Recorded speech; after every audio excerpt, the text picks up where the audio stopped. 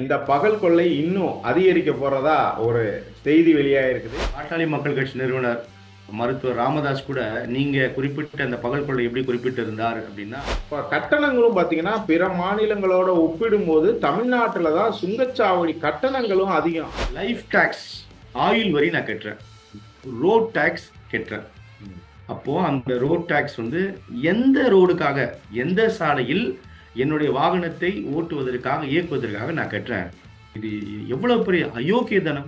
30 சுங்கச்சாவடிகள் வந்து காலாவதி ஆயிடுச்சு. அதாவது அவங்க வந்து சாலை அமைத்து அந்த சுங்க கட்டணம் வசூலிச்சு அந்த ஒப்பந்தம் நிறைவடைஞ்சு பல ஆண்டுகள் ஆயிடுச்சு. ஆனாலும் இன்னைக்கு வந்து அந்த சுங்க கட்டணம் வசூலிச்சுக்கிட்டே இருக்காங்க. நம்ம தமிழர்களான ஏமாளிகளாக நம்ம வந்து தொடர்ச்சியா அந்த சுங்க கட்டணத்தை செலுத்திக்கிட்டே இருக்கோம். யாரெல்லாம் குரல் எழுப்ப வேண்டுமோ, யாரிடமெல்லாம் அதிகாரம் இருக்கிறதோ அவர்கள் எல்லாருக்குமே பார்த்தீங்கன்னா சுங்கச்சாவடிகளில் கட்டண விலக்கு அளிக்கப்படுகிறது. அப்போ அவங்க சைலண்ட் மோடில் போயிடுறாங்க. விலைவாசி உயர்வுக்கு ஒரு முக்கிய காரணமா இருக்கிறது இந்த சுங்கச்சாவடிகள். இது வந்து மக்களுக்கு சேவை அளிக்கக்கூடிய ஒரு அரசு இந்த மாதிரி கட்டணத்தை வசூலிச்சு கூடுதலா மேலும் மேலும் சுமையை ஏத்துறதுங்கிறது அது எந்த வகையில வந்து நம்ம எடுத்துக்கிறது. வியாபார மக்கள் 50 ரூபாயில் மதுரையிலேருந்து ஒரு ஒரு பெட்டி காய்கறி, ஒரு தக்காளி அமிச்சானா அது இங்கே கோயம்பேடு மார்க்கெட் வரும்போது 500 ரூபாய் வந்து நிற்குது. அவன் 50 ரூபான்னு கொடுத்தான், இங்கே வரும்போது அது 500 ரூபாய் நிற்குது. அப்போ எனக்கு எந்த விலையில் கிடைக்கும்? மத்தியில யார் ஆண்டாலும் சரி, மத்தியில வந்து யார் எதிர்கட்சியா இருந்தாலும் சரி, தமிழ்நாட்டில் யார் ஆனாலும் சரி, யார் எதிர்கட்சியா இருந்தாலும் சரி, இந்த மக்களுக்கான இந்த மாதிரி விஷயங்கள்ல வந்து ஒரு நியாயமான நடுத்தரமான ஒரு நடவடிக்கை எடுக்காம இருக்கிறாங்கல்ல. வச்சுதான் கட்சிகள், பொதுமக்களை வைத்துதான் ஆட்சிகள், பொதுமக்களை வைத்துதான் மத்திய மாநில அரசுகள். ஆனா பொதுமக்களை நீங்க கண்டுக்கிறதே இல்லை. தமிழ் சொந்தங்களுக்கு வணக்கம். அதாவது தமிழ்நாட்டில் ஏற்கனவே பகல் கொள்ளை வந்து பயங்கரமா நடந்துகிட்டு இருக்கு.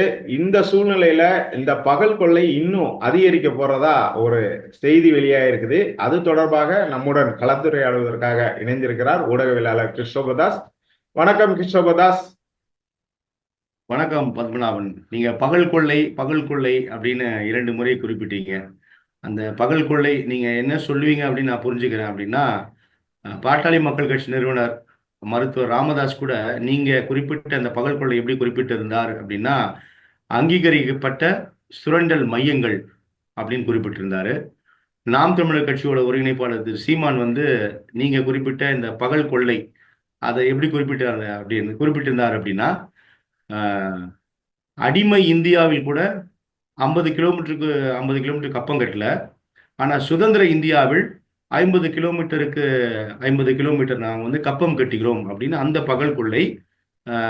இந்த சுங்கச்சாவடி குறித்து தான் வந்து இப்படியான கருத்துக்கள் தொடர்வதை நம்ம பார்க்குறோம் பத்மநாபன்.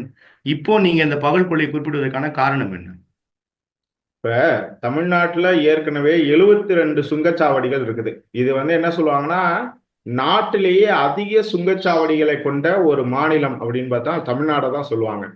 அது மட்டும் இல்லாம ஏன்னா 72 சுங்கச்சாவடிகள் இருக்குது. அது மட்டும் இல்லாம இப்ப கட்டணங்களும் பாத்தீங்கன்னா பிற மாநிலங்களோட ஒப்பிடும்போது தமிழ்நாட்டுல தான் சுங்கச்சாவடி கட்டணங்களும் அதிகம் அப்படிங்கிற ஒரு நிறைய தரவுகள் இருக்குது. இப்படிப்பட்ட சூழ்நிலையில மேலும் ஒரு 18 சுங்கச்சாவடிகள் கொண்டு வர்றது இது வந்து எந்த விதத்துல நியாயம்னு நினைக்கிறீங்க? அதை பத்தி சொல்லுங்க. இப்போ வந்து உடனடியா 3 இடங்களில் வந்து இந்த புதிய சுங்கச்சாவடிகள் வர இருக்கு. குறிப்பா விழுப்புரம் மாவட்டம், அந்த நங்கிலி கொண்டானு, அப்புறம் திருவண்ணாமலை மாவட்டம், கரி உட்பட இன்னொரு இடங்களில் வரப்போகுது. நீங்க குறிப்பிடக்கூடிய 18 வந்து இப்போ இந்த 4 வழி சாலை அமைக்கிறாங்க இல்லையா, அது வந்து ஏறக்குறைய இன்னும் இன்னும் குறுகிய காலங்களில் முடிவடையக்கூடிய அந்த சூழல். அதாவது 963 கிலோமீட்டர் தூரத்திற்கான 4 வழி சாலைகள் தமிழ்நாட்டில் உள்ள நெடுஞ்சாலை நெட்வொர்க்கில் சேர்க்கப்பட உள்ளது.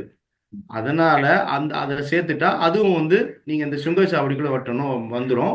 அதற்கு பிறகாக 18 சுங்கச்சாவடிகள் வருவதற்கான வாய்ப்புகள் இருக்கு. அந்த வேலைகள்லாம் முடியும் தருவாயில் இருக்கிறது. அதனால்தான் நீங்க குறிப்பிட்டது போல 70 உடன் இப்போ 90 வரை வந்து நிற்க போகிறது இந்த சுங்கச்சாவடிகள். இதற்கு முன்னதாக இந்த சுங்கச்சாவடிகள் எதற்காக, இந்த சுங்கச்சாவடிகள் எதற்காக கொண்டு வரப்பட்டது என்பன போன்ற கேள்விகள் ஒரு 15 ஆண்டுகளுக்கு முன்னால் உருவானது. அப்போதிலிருந்து இப்போது வரை நம்ம என்ன சொல்றாங்க அப்படின்னு நம்ம பார்க்கும் பொழுது பராமரிப்பு, சாலைகள் வந்து வேகமா போய் நம்ம சேர வேண்டிய இடத்தில் மிக வேகமாக சென்று மீண்டும் வேகமாக வந்து திரும்புவதற்கு வசதி வாய்ப்புகளை ஏற்படுத்துவதற்காக அந்த சாலைகளை தரமான சாலைகளாக பராமரிப்பு செய்வதற்காக தான் இந்த சுங்கச்சாவடிகள் உருவாக்கப்பட்டது.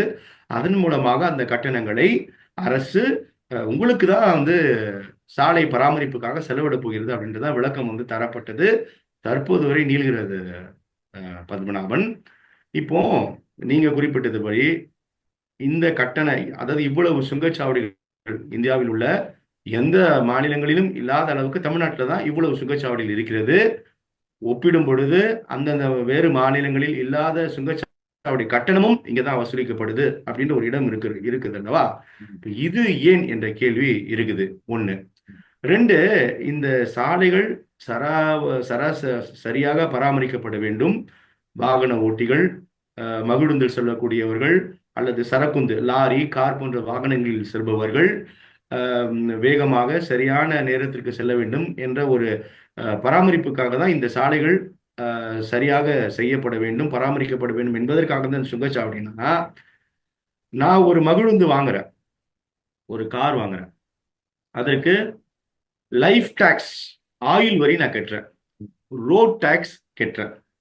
அப்போ அந்த ரோட் டாக்ஸ் வந்து எந்த ரோடுக்காக, எந்த சாலையில் என்னுடைய வாகனத்தை ஓட்டுவதற்காக, இயக்குவதற்காக நான் கட்டுறேன். இது நான் இல்ல, கோடிக்கணக்கான வாகனங்கள் ஓடுகிறது. அந்த கோடிக்கணக்கான வாகனத்தை வாங்குபவர்களும் சாலை வரி கட்டிதானே இந்த வாகனத்தை வாங்குகிறார்கள். அப்ப எந்த சாலையில நான் ஓட்டுறதுக்காக அந்த அந்த சாலை வரி நான் கட்டுறேன்.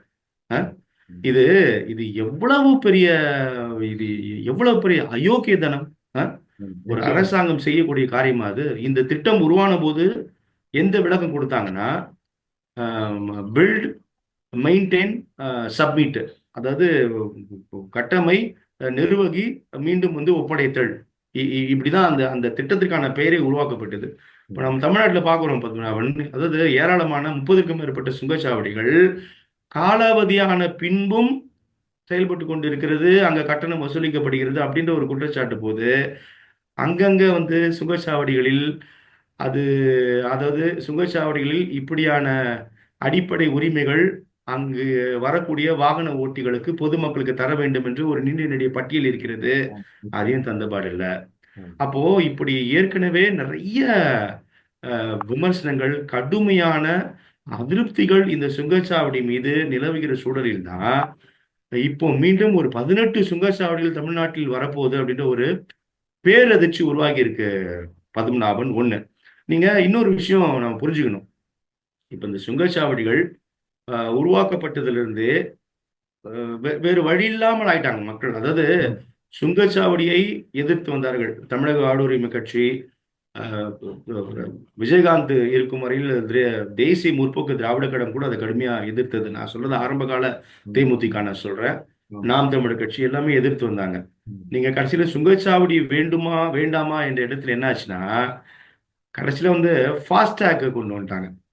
இப்ப எல்லாமே இந்த ஃபாஸ்டேக் ஸ்டிக்கர் ஒட்டி அதை வந்து இப்போ நம்ம ரொம்ப வேகமா அந்த சுங்கச்சாவடியில் கூட நின்று பணம் கேட்ட அந்த அவகாசம் கூட இல்லாம அப்படியே அந்த ஃபாஸ்டேக் மூலியமா அந்த பணம் எடுத்துக்கொள்ளப்படும் அப்படின்னு போயிடுச்சு. அப்போ சுங்கச்சாவடி வேண்டுமா வேண்டாமா என்பதை கடந்து இப்போ ஃபாஸ்டேக் மோடுக்கு வந்துட்டோம். ஃபாஸ்டேக் மோடு என்ன ஆகுது அப்படின்னா, நீங்க குறிப்பிட்டது மாதிரி 70லேருந்து இப்போ 90ஆக உயர போயிருக்கு தமிழ்நாட்டில் சுங்கச்சாவடி. வேறு எந்த மாநிலங்களும் இவ்வளவு சுங்கச்சாவடிகள் இல்லை. வேறு எந்த மாநிலங்களும் இவ்வளவு சுங்கச்சாவடி கட்டணங்கள் வசூலிப்பதில்லை என்ற அதிர்ச்சி தகவல் தான் பிற மாநிலங்களை மத்திய அரசு எப்படி பார்க்கிறது என்பதற்கும், தமிழ்நாட்டை மீண்டும் மீண்டும் எப்படி பார்த்து கொண்டு இருக்கிறது என்பதற்குமான மிகச்சிறந்த அது வந்து ஒரு உதாரணம். நிச்சயமா. என்னன்னு பார்த்தோம்னா, கடந்த ஆண்டு வந்து பாத்தீங்கன்னா மத்திய சாலை போக்குவரத்து துறை அமைச்சர் என்ன சொன்னாருன்னா, இந்தியா முழுவதும் 60 கிலோமீட்டருக்கு இடையில இருக்கிற, அதாவது 60 கிலோமீட்டருக்கு ஒரு சுங்கச்சாவடி தான் இருக்கும், அதுக்கு இடையில இருக்கக்கூடிய சுங்கச்சாவடியெல்லாம் அகற்றிடுவோம் அப்படின்னு சொல்லி சொன்னாங்க. ஆனா தமிழ்நாட்டுல இன்னைக்கு வந்து பாத்தீங்கன்னா கிட்டத்தட்ட நீங்க சொன்ன மாதிரி கிட்டத்தட்ட 30 சுங்கச்சாவடிகள் வந்து காலாவதி ஆயிடுச்சு. அதாவது அவங்க வந்து சாலை அமைத்து அந்த சுங்க கட்டணம் வசூலிச்சு அந்த ஒப்பந்தம் நிறைவடைஞ்சு பல ஆண்டுகள் ஆயிடுச்சு. ஆனாலும் இன்னைக்கு வந்து அந்த சுங்க கட்டணம் வசூலிச்சுக்கிட்டே இருக்காங்க. நம்ம தமிழர்களான ஏமாளிகளாக நம்ம வந்து தொடர்ச்சியா அந்த சுங்க கட்டணத்தை செலுத்திக்கிட்டே இருக்கோம். ஆனா இந்த மத்திய அரசு சொன்ன அந்த 60 கிலோமீட்டருக்கு ஒரு சுங்கச்சாவடி அப்படிங்கிறது இல்ல, எந்த சுங்கச்சாவடியும் அகற்றுனதா தெரியல. புதுசு புதுசா தான் சுங்கச்சாவடிகளை கொண்டு வந்துகிட்டே இருக்காங்க. குறிப்பா நம்ம உதாரணத்துக்கு கன்னியாகுமரியில இருந்து சென்னை போறோம் அப்படின்னு பார்த்தோம்னா கிட்டத்தட்ட பாத்தீங்கன்னா வந்து ஒரு 600 கிலோமீட்டர் அந்த அளவுக்கு தான் இருக்குது. கன்னியாகுமரியில இருந்து நம்ம வந்து 600 700 கிலோமீட்டர் வந்து இருக்குது போறதுக்கு தூரம். ஆனா இந்த 700 கிலோமீட்டர் தூரத்துல எத்தனை சுங்கச்சாவடிகள் இருக்குன்னா 13ல இருந்து 14 சுங்கச்சாவடிகள் இருக்குது. அப்ப ஒரு கிலோமீட்டருக்கு அவங்க சொன்ன மாதிரி 60 கிலோமீட்டருக்கு ஒரு சுங்கச்சாவடினாலுமே கிட்டத்தட்ட 2 சுங்கச்சாவடிகள் எக்ஸ்ட்ரா வச்சிருக்காங்க. அப்படி இன்னொன்னு பாத்தீங்கன்னா கன்னியாகுமரியில இருந்து நம்ம ஒரு காரை எடுத்துக்கிட்டு சென்னை போறோம் அப்படின்னா சுங்கச்சாவடிக்கு கட்டணமா மட்டுமே கிட்டத்தட்ட 1200 ரூபா ஒரு காருக்கு கட்டுற மாதிரி ஒரு சூழல் இருக்குது. அதாவது வெறும் சுங்கச்சாவடி மட்டுமே. இது இல்லாம நான் வந்து பெட்ரோல் போடணும், அது இல்லாம ஒரு ஓட்டுநரை வச்சு நம்ம வந்து இயக்கிட்டு போறோம் அப்படின்னா அந்த ஓட்டுநருக்கான சம்பளம் இருக்குது. இத்தனையும் பண்ண இருக்கு. இது வந்து மிகப்பெரிய சுரண்டல் தானே. அதைத்தான் வந்து நம்ம தமிழக மக்கள் கேட்டுக்கிட்டே இருக்கோம். ஆனா மத்திய அரசு மற்ற மாநிலங்கள்ல பாத்தீங்கன்னா ஒரு சில மாநிலங்கள்ல 60 கிலோமீட்டருக்கு இடையில இருக்கிற சுங்கச்சாவடிகள்லாம் ஒன்னு ரெண்டு அகற்றுனதா ஒரு தகவல் இருக்குது. ஆனா தமிழ்நாட்டுல மட்டும் இது வரைக்கும் அகற்றாம இப்ப 18 சுங்கச்சாவடிகளை புதுசா கொண்டு வர்றதா சொல்றாங்கல்ல. இத வந்து நம்ம எப்படி பாக்குறது? இது உண்மையிலேயே என்னதான் மத்திய அரசு தமிழர்கள் மேல தமிழ்நாட்டின் மேல என்ன முடிவுல இருக்கிறாங்கிறத நம்ம எடுத்துக்கிறது. அதுதான் அது. அதாவது இந்த கேள்வியெல்லாம் தொடருது இல்லையா? அஹ் நாடாளுமன்றத்தில் கூட திமுக எம்பி வில்சன் கூட சிறப்பு கவன ஈர்ப்புலாம் கொண்டு வந்து இது குறித்து பேசினார். நாடு முழுமைக்கும் இப்படியான சுங்கச்சாவடிகளை அகற்ற வேண்டும்.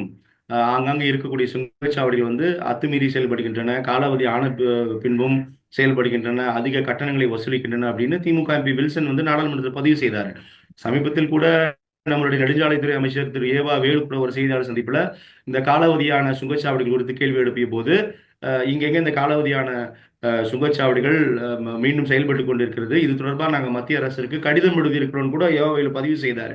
இருக்கக்கூடிய கேள்வி என்பது பத்மநாபன், நீங்க குறிப்பிட்டது மாதிரி பிற மாநிலங்களில் தேவைக்கு அதிகமாக அல்லது இந்த இடத்துல இருக்கக்கூடாதுன்னா அங்க இல்லை, அந்த அந்த மக்களோட குரலுக்கு மதிப்பளிக்கப்படுகிறது, உடனடியாக அது அகற்றப்படுகிறது. ஆனால் தமிழ்நாட்டில் அப்படி அகற்றப்படுகிறதா?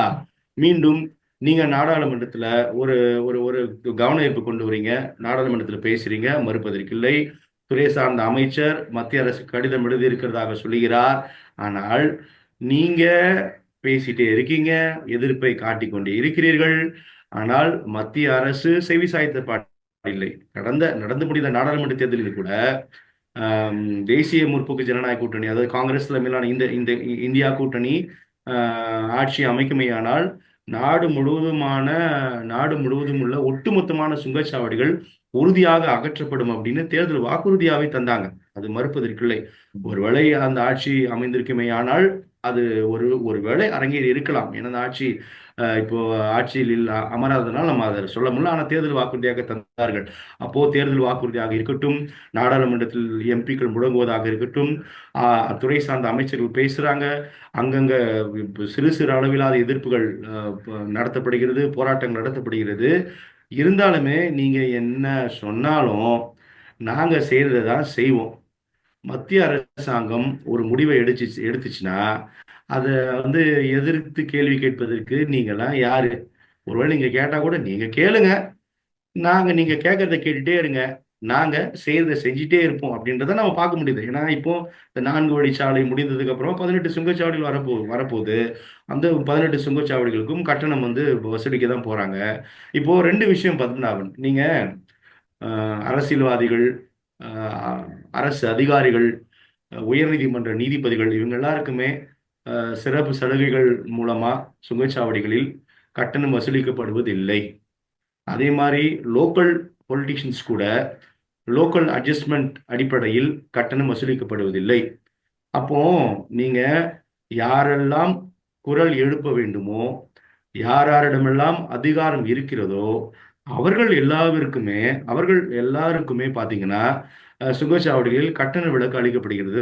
அப்போ அவங்க சைலண்ட் மோடுக்கு போயிடுறாங்க. அப்போ மீதி இருக்கக்கூடியது நம்ம தான். அப்ப சாமானிய நம்ம கட்டணம் செலுத்தினா என்ன, செலுத்தலைனா என்ன, போனா என்ன, போடலாம் என்னன்ற ஒரு போக்கு தான் காரணமா இருக்குதுன்னு நம்மளால புரிஞ்சுக்க முடியுது பத்மநாபன். கண்டிப்பா. இன்னும் இல்ல இப்ப சுங்கச்சாவடி வந்து கட்டணங்கள் மூலமா அத்தியாவசிய விலை இப்போ விலை பொருட்களோட விலை எல்லாமே உயர்றது. அதுக்கு அந்த விலை உயர்வுக்கு வந்து ஒரு காரணத்துல வந்து சுங்கச்சாவடி கட்டணமும் ஒண்ணா இருக்குது. ஏன் அப்படின்னா ஒரு வாகனம் வந்து ஒரு லாரி ஒரு சரக்கு வாகனம் வந்து போகுது அப்படின்னா ஒரு சுங்கச்சாவடியை கடந்து போகுது அப்படின்னா அது குறைந்தபட்சம் ஒரு வந்து 300ல இருந்து 400 ரூபா வரைக்கும் இந்த மாதிரி கட்டுறாங்க கட்டணம் வந்து செலுத்துறாங்க. இப்ப நான் ஒவ்வொரு சுங்கச்சாவடிக்கும் இந்த மாதிரி தொகை செலுத்துற தொகை வந்து அது எங்க வந்து நிக்கும்னா அது ஏற்றிட்டு போற அந்த சரக்கு மேலதான் அந்த கட்டணத்தை வைப்பாங்க. அப்ப அந்த கட்டணம் வந்து இது பண்ணும்போது அந்த பொருளுக்கான விலை வந்து உயருது. அப்ப இப்ப இப்ப விலைவாசி உயர்வுக்கு ஒரு முக்கிய காரணமா இருக்கிறது இந்த சுங்கச்சாவடிகள். இது வந்து மக்களுக்கு சேவை அளிக்கக்கூடிய ஒரு அரசு இந்த மாதிரி கட்டணத்தை வசூலிச்சு கூடுதலா மேலும் மேலும் சுமையை ஏத்துறதுங்கிறது அது எந்த வகையில வந்து நம்ம எடுத்துக்கிறது அது எந்த வகையில நியாயம்னு நம்ம பாக்குறது. நீங்க மக்களுக்கு சேவை மக்களுக்கு சேவை வழங்குவதற்காகவும் மக்களோட அடிப்படையான ஒரு உரிமை பத்மநாபன். இன்னும் நான் சாலையில் ஒரு பாதுகாப்பான முறையில் நான் பயணிக்க வேண்டும் என்பது ஒரு குடிமகனின் அடிப்படையான உரிமை. அதை தர வேண்டியதும் அரசின் மிக முக்கியமான ஒரு கடமை. அந்த கடமை நிறைவேற்றுவதற்காக நீங்க வந்து ஒரு பராமரிப்பு மெயின்டெனன்ஸ் கட்டணம் வந்து சுங்கச்சாவடிகள் மூலமாக நீங்கள் பெறுவது என்பதே ஏற்றுக்கொள்ள முடியாதது. இத வாங்கி தான் என்கிட்ட நீங்க வாங்கி தான் எனக்கு நல்ல தரமான சாலை போடணுமா? அப்ப நான் ஏற்கனவே வந்து ரோட் டாக்ஸ் கட்டியிருக்கேனேங்க. நீங்க அதையும் வாங்கியிருக்கீங்க. மறைமுக வரி, நேரடி வரி அப்படின்னு நான் காலையில எழுந்ததிலிருந்து இரவு தூங்க போகும் வரை காலை எழுந்ததிலிருந்து நான் தேய்க்கக்கூடிய பர்பஸை இந்த பேஸ்ட்ல ஆரம்பிச்சு நான் இரவு தூங்கும் போது என்ன நான் யூஸ் பண்ண போறேனோ அது வரைக்கும் என்கிட்ட மறைமுகமான வரியை நீங்கள் வாங்குறீங்க. நேரடி வரியா வாங்குறீங்க, மறைமுக வரியா வாங்குறீங்க. இது எல்லாவற்று மேல ஒரு ஒரு ஒரு நான் வாழ்க்கையில் எப்படியாவது ஜெயித்து ஒரு கார் வாங்கினா அதுக்கும் ஒரு லைஃப் டாக்ஸ் ஒன்று ரோட் டாக்ஸ் வாங்கிறீங்க. அதே மீறி நான் போகணும்னா நீங்க குறிப்பிட்டது மாதிரி 5,000 ரூபாய் செலவுல போடணும் தான் எனக்கு 7,000 ரூபாய் வருது. அதே மாதிரி நீங்க வியாபார மக்கள் 50 ரூபாயில மதுரையில இருந்து ஒரு ஒரு பெட்டி காய்கறி ஒரு தக்காளி அமிச்சானா அது இங்க கோயம்பேடு மார்க்கெட் வரும்போது 500 ரூபாய் வந்து நிக்குது. ஆமா. அவன் 50 ரூபான்னு கொடுத்தான், இங்க வரும்போது அது 500 ரூபாய் நிக்குது. அப்போ எனக்கு எந்த விலையில கிடைக்கும்? அதனால நீங்க குறிப்பிட்டது மாதிரி எல்லா விதத்திலும் இது வந்து ஒரு ஒரு சாமானிய மக்களின் தலையில் தான் வந்து விடும் பதினாறு. இதுல எந்த மாற்று கருத்துமே கிடையாது. அதை கண்டிப்பா. திட்டமிடுவதற்கு தான் இந்த அரசாங்கம். அதை திட்டமிடுவதற்காக தான் உங்களுக்கு நம்பி நாங்க வாக்கு செலுத்துறோம். எங்களை நீங்க மீண்டும் மீண்டும் துன்பத்தில் ஆழ்த்தாதீர்கள், எங்களுக்கு நெருக்கடி கொடுக்காதீங்க, நாங்களே நொந்து நூலா இருக்கிறோம், உங்களை நம்பிதான் நாங்க வாக்கு செலுத்துறோம். இதை திட்டமிடுவதற்காக தான் நாடாளுமன்றங்கள், இதை திட்டமிடுவதற்காக தான் இவ்வளவு ஐஏஎஸ் அதிகாரிகள், இதை திட்டமிடுவதற்காக தான் இவ்வளவு எம்பிக்கள், அமைச்சர்கள். அதை எல்லாமே விட்டுட்டு மீண்டும் மீண்டும் ஒரு சாமானியன் தலையிலேயே நீங்க இடியை இறக்கி வச்சுட்டே இருந்தீங்கன்னா இதற்கு யார்தான் பதில் சொல்வது என்பதே தெரியல உண்மையிலேயே. உண்மைதான். அதாவது இந்த வந்து சுங்கச்சாவடிகள் வந்து ஒரு 15 ஆண்டுகளுக்கு முன்னாடி வந்தது அப்படிங்கிறது நம்மளுக்கு தெரியும். இந்த சுங்கச்சாவடி முறையை கொண்டு வந்ததே பாத்தீங்கன்னா காங்கிரஸ் ஆட்சியில தான் கொண்டு வரப்பட்டது. அப்போ வந்து அந்த பாஜக வந்து எதிர்க்கட்சியா இருந்த பாஜக வந்து கடுமையா எதிர்ப்பு தெரிவிச்சாங்க. ஆனா பாஜக ஆட்சிக்கு வந்ததும் காங்கிரஸ் என்ன திட்டங்களை கொண்டு வந்தாங்களோ என்ன கட்டணம் வசூலிக்கிற முறையை கொண்டு வந்தாங்களோ அதை எல்லாமே ஃபாலோ பண்ணிக்கிட்டு அதையே தான் செஞ்சுட்டு இருக்காங்க. அப்ப இந்த தேசிய கட்சிகள் வந்து பரஸ்பரம் வந்து மக்களை சுரண்டுறதுக்கு மக்களை வந்து இது பண்றதுக்கு எல்லா விதமான நடவடிக்கையிலையும் அத ஒற்றுமையா இருக்காங்க. தமிழ்நாட்டை பாத்தீங்கன்னா இவ்வளவு சுங்கச்சாவடிகள் இருக்குது. திமுக வந்து தேர்தல் வாக்குறுதியில கூட கொடுத்தாங்க, நாடாளுமன்ற தேர்தல் வாக்குறுதியில கொடுத்தாங்க சுங்கச்சாவடிகளை அகற்றதுக்கு நாங்க நடவடிக்கை எடுப்போம் அப்படின்னு. ஆனா இன்னைக்கு வரைக்கும் அது சம்பந்தமா ஒரு குரல் கொடுத்தாங்களா, ஒரு லெட்டர் எழுதுனாங்க, இது பண்ணாங்களோ இல்லையோ மற்ற வேற எந்த அதாவது வந்து ரொம்ப ஒரு ஆணித்தரமான நடவடிக்கைகள் அப்படிங்கிற மாதிரி எதுவுமே எடுத்த மாதிரி தெரியல. குறிப்பா பாத்தீங்கன்னா கடந்த சில மாதங்களுக்கு முன்பு மதுரை பக்கத்துல அந்த புதூர் அப்படிங்கிற ஒரு இடத்துல வந்து புது சுங்கச்சாவடி வந்து இது பண்ணாங்க, ஆரம்பிச்சாங்க.